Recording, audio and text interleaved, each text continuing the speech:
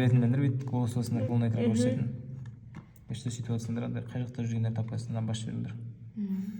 Шекаралардың сызылы, енді бізге район сызу керек болады. Район сызу үшін бізде Алматы облысы осының ішінде жатыр ғой, вектордың ішіне новый shape файл создавать етесіңдер. Оны аудандар деп жазамыз. Бұл да полигон болады. Изменить дейсіңдер. 13 мен істеп жатсың осыны. 13 таңдайсың да, окей дейсің. Окей дейсің. Өзге шығады қазір. Енді бір сызылған нәрсені сен екінші сызуға болмайды, ол полигон дұрыс емес болады. Үстіне мысалы бастырып сызуға болмайды. Мысалы жаңа жалғасып кеткенде мысалы облыс сызғанда облыстардың үстінен қайтадан бүйтіп бастырып райондарға қойып қайтадан бастырып шыққан ол үстінен тағы бастырып бүйтіп бастыра берген ғой бір-бірінен. Ол дұрыс емес. Бізде дұрыс болу үшін бірінші бүйтесіңдер. Редакторға жетір. Редактор дейсің, начать дейсің. Бұл басталды. Енді облыс шекарасына шекаресіне де таблицасына оң жағын басып открыть таблица атрибутов дейсіңдер. И мұнан таңдап аласыңдар. Выделить етілді сылған нәрселер бәрін бітіп алыңдар. Бірінші райондарды басу үшін шекараны полный бітіріп алу керек. Бүкіл ошибкаларын бәрін түзеп, замечанияларын бәрін түзетіп таңдап алыңдар. И бұл таңдалып тұрғаннан әже копировать деген бар сендерде. Сен бәрі орнына өсіп кеткен ғой. Кәні копировать. Міндір копировать. Копировать етесіңдер. И вставить етесіңдер да аудандар деп указать етесіңдер. Мысалы көп болатын болса ішінен таңдап алатын әже. Мынаны басып аудандар деп таңдайсыңдар. Окей дейсің. Аудан ішіне түсті көрдіңдер ма? Ауданда тура шекараның копиясы, потому что екеуі тура аудан шекараның сыртынан шығып кетпейді оны полигон. Или шекарадан кішкентай болып қалуы мүмкін. Бүкіл аудандар бірігіп облысты құрастырып, дұрыс па? Сол үшін екеуінің территориясы, бүкіл андай границасы бәрі екеуі бірдей болу керек, прям бірдей болу керек. Бір точкасы андай басқа жақтарда толмайды. Осылай бітті. Енді мынаны облыстарды өшіре тұрасыңдар бүйтіп. Облыстар бізге керек емес, бұны байқамай құртылмаңдар. Только аудандар ғана алады, аудандардың ішін аласыңдар да қайтадан өзгертіп аласыңдар, нет цвета қалдырып, мынаны бір қалдырасыңдар. И мына жерге уже басқа цвет таңдайсаңдар. Полетит отсың ба? Таңдап алыңдар осылай, выделить етіліп тұр. Бағанағындай тура бағана айтқаным сияқты анамен қозғап алмаңдар. Мына бет мысалы өшіріп көрдіңдер, көк цветпен тұр. Ал астына алсаңдар, астында облыстың шекарасы тұрған екеуі тұр. Облысты өшіріп қаламыз, только мынау ғана қалды. Мынаны таңдай аламыз да бүйтіп басып аламыз. Енді бұны райондарға бөлеміз. Тура облыстың шекарасын копиясы енді облысты кусок қылдырып райондарға бөліп тастаймыз шашып. Ол үшін осыны таңдап аламыз да. Енді райондарға қайтып бір шетінен бастайсыңдар үшін. Бір ыңғайлы жақ шетінен бастаңдар. Мынау үлкен көл жақталы. Біздің ауылдар, біз мына районды бөліп жібердік. 2 деген районды бөліп өттік.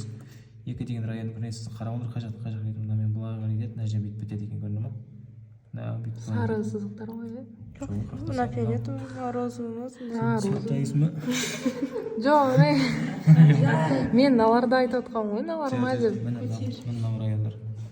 Мына өзеннің үстіне бүйтіп өтеді да, бүйтіп мына жерге тиеді. Енді осыны таңдап алыңдар. Бұны жоқ нәрсе сен 8-ін алып қойған ба? 8 деген алып қапты нәрсе. 8 ол қай жақта? 8 ол сатыр көрейік. Міне 8-ін жарыс аяқтап жүрген. Біршіна 8 бөліп сөйлеп біз онда. 8-дің границасы мына көл арқылы өтеді. Мынаны таңдап тұрасыңдар да. Мына инструмент бар. Разрезать полигоны деп көрінді ма? Осыны басып аласыңдар, бір шетінен бастайсыңдар. Мынаны тидің. И мына көлдің бойымен қазір. Мына прям судың бойымен қойсыңдар өйтіп. Прям бүйтіп қолап шығасыңдар, жарай ма? Өйтіп мына бәрін бүйтіп сызып шығасыңдар, мына бәрін әдемілеп жақындатып. Бүйтіп мына мен келесің, сонда 2 рет бассаң, мына бөлінеді көрінді ма? Мына жағы бөлініп бір районнан кетті уже. И мынаны бір басып очистить етіп аласыңдар қайтадан, мынаны басасыңдар. Неге очистить етіңіз? Енді екеуі де выделен болып тұр ғой. Просто бізге қайтадан таңдау керек. Мына жағын таңдап алсаңдар енді. Мына жақ беті бөлек тұр ғой, сендерге мына жақ беті керек. Осыны таңдап алсаңдар да енді келесін бөліп тастайсыңдар, кусоқлар қайтадан разрезать етесіңдер. Мынамен бүйтіп сызып келесіңдер да, мынамен келіп мынаны бөліп тастайсыңдар. Көрінді ма? Потом мынаны өткеннен кейін қайтадан бір очистить етіп алсаңдар да, мына выбрать деп алсаң, мына жағын таңдайсыңдар, келесің, көрінді ма? Мына жағы уже бітті, бізге керек емес. Мына жақ қай жағын бөлу керек, соны таңдап отырасыңдар. Мынандай ситуациялар болады, мысалы 2 районның ортасына келіп қалған болуы мүмкін, мысалы мына жақ мысалы мына жағы бөлінген, мына жағы бөлінген, мына жағы мен мына жағы бөлінген болып келген, мына жағы бөлінбей қалуы мүмкін да. Мынандай кезде де айтып кетейін, қазір ондай ситуациялар может кездесіп қалуы мүмкін, кездеспеуі де мүмкін.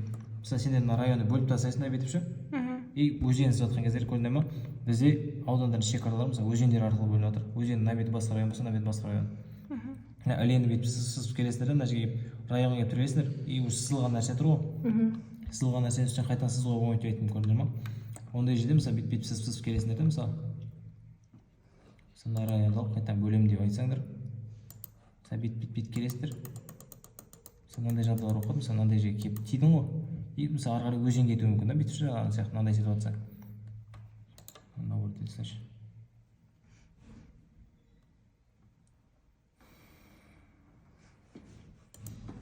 Мына жақтан бастап бүйтіп сызып келесіңдер, қара. Бүйтіп сызып келетін, мысалы өзен сызып келе жатыр деп елестетіңдер да өздеріңді. Мына жерге тірелдіңдер ғой, мына сызылған жерге келген кезде уже қолмен сызбайсыңдар шешен бастырып. Мына жерде трассировка деген нәрсе бар, көрдіңдер ма? Трассировканы басасыңдар да, қызыл тура біткен жердің үстінен бір рет басасыңдар, и бүйтіп сенде өзі сыза береді, көрдіңдер ма? Үстінен бастыруға болмайды. Компас кете ма сол жерге? Иә, өзі автоматтан үстінен просто двигать етіп отырсың да, направлять етіп. И өзі сызады, и сіз мысалы керек жерден келдің ба, қайтадан бір рет басасың да, қайтадан ручнойға ауысасыңдар ана жерде. На прямой сегмент, көрдіңдер ма? Мынау ручной, мынау трассировка. Ручнойға отырасың да, и қайтадан ана жақтан арғы қолмен сызып кете бересіңдер. Түсінді ма? Сызылған нәрсенің үстінен екінші рет вообще сызбаңдар. Только трассировка жасайсыңдар ана жерде. Түсінікті? Все, удалить болды, жүрсіңдер ол. Тұр. Мынаның в общем бәрін біттіңдер ғой. Саған бөліп тастаңдар райондар ғой. Мысалы бүйтіп көрсетесіңдер, примерно бүйтіп. Қазір қайтадан басына өзің істейсің мына жақтар. Мысалы бүйтіп райондарға бөлінетін болса, мына кусок болып.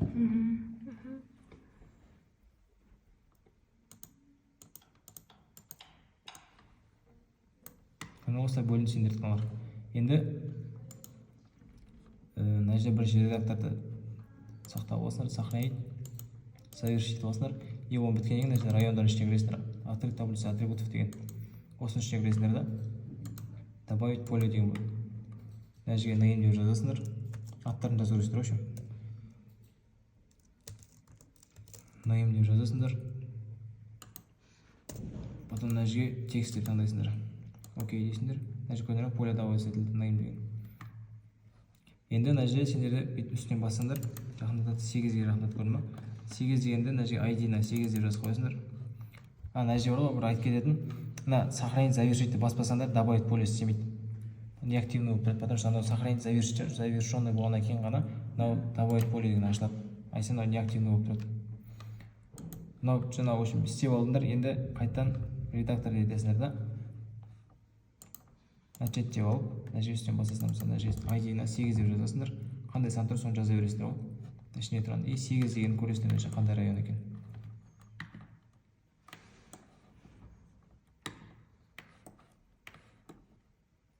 Мынаны білесіңдер ма сіздер қозғауды? Роликті сатыр бүйтіп ары бері мынамен қозғауды. Иә, айттыңыз.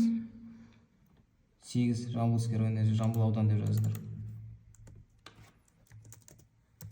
Жамбыл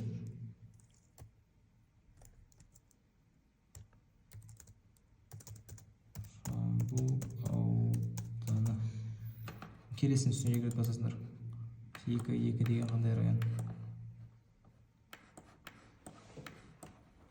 2 деген бізде Балқаш. Балқаш аудан деп жазасыңдар. Балқаш деп жазасыңдар. Осы бәрін аттарын толтырып кетесіңдер, мына жерге ID-ларын бересіңдер. Мынаған 2, мысалы мынаған 3, мынаған 4, мынаған 5, мынаған 6, мынаған 7 деп жазып жүреді. Осылай біттің, бәрін аттарын жазып шығасыңдар. Редактор, сохранить, завершить дейсіңдер да. Жауап сап, аудандардың ішіне свойствосына кіресіңдер.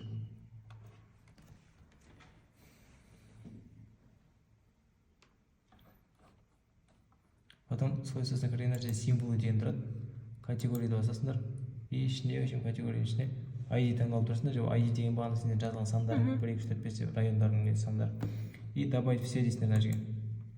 Цветтер шығады мына жерден. Ең нормальный цвет таңдалса, ол нормальный цвет мынау болады арасындағы. Осыны басасыздар. Сендерде, в общем, көк цвет таңдалмау керек мына цветтердің ішінде. Көк цвет болса ауыстырып отырмын да қайтадан таңдайсыңдар да, мысалы мынаны басасыздар. Потом вручную ауыстырсаңдар болды, мысалы үстіне екі рет басып басқа цвет таңдасаңдар болды. Мысалы мыналар таңдалды, и в общем применить окей дейсіңдер. Мына жерде сендердің цветтерің бөлініп шығады. В общем мынандай цветке бөлінеді. И бұл жерден оң жағын басасыңдар да написать объект деп басыңдар. Қазір сендерде ID таңдалып тұр. Мына жерге свойствосына кіресіңдер да надпись етіп басып. Не болмастыра ма? Андай болса жаңа 8-ші районның жалғасы басқа жерде болды ғой. Оны айтуға қалай жазамыз? Екеуіне де 8 жазасың, екеуі бір район, просто екі жақта бөлініп тұр. Қызылордада кездеседі, ондай Алматыда кездеседі жаңағындай. Талғарда сондай болды мысалы. Мына жерде ID-ның орнына name таңдайсыңдар, көрдің ба? Мына жерде сан емес, уже аттар шықты, мына жерде толтырамын, көрдің ба? Балқаш, Жамбыл, анау. Соны аттармен шығарып келесі қосуын бітіргендер, жарай ма? Осындай бөлсін, мындай әдемі қылдырып.